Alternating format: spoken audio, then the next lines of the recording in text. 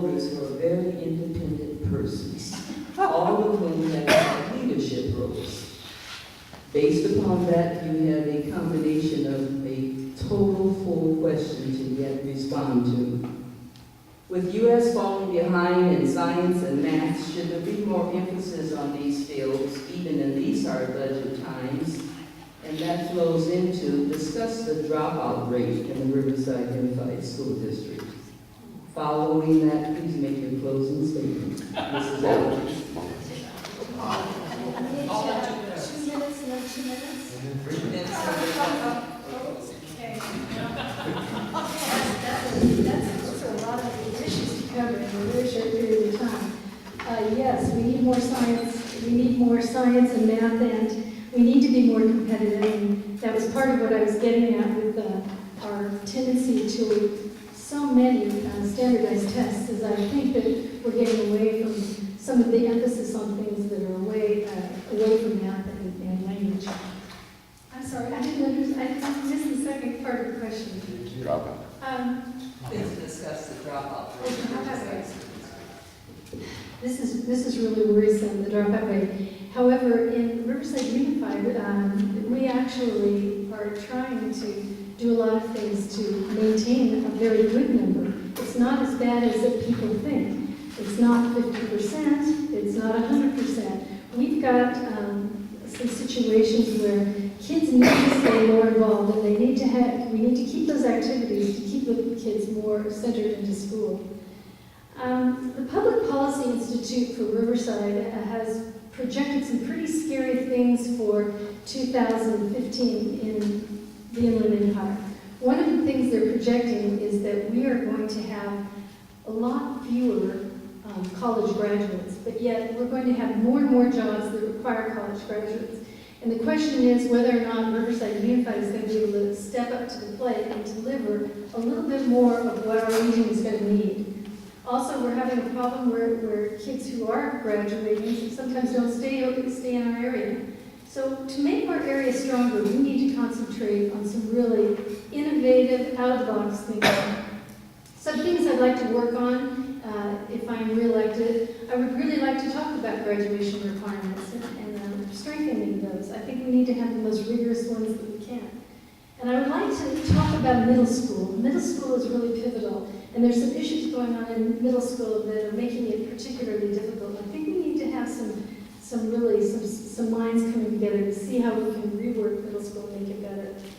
You know, we might even consider the possibility and look into whether or not we can, as a district, perhaps start our own math and science charter schools. It's not unheard of for a district to have its own charter school. I think that's something we have to look at. I'm really enthused about all of the parity of facilities that is going on in Riverside Unified with regard to the athletic facilities. I don't want to be in the position anymore to have a have and a have-not school. All of our kids need to be competitive, and I really want to see us working on that. And finally, I really do want to continue working with Dr. Miller.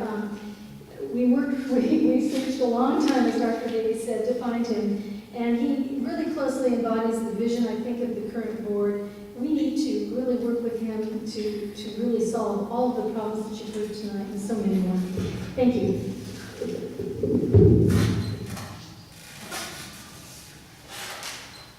What was the two subjects? 2 questions. Science. With the science and math and the issue of it falling, and then the dropout rate for Riverside.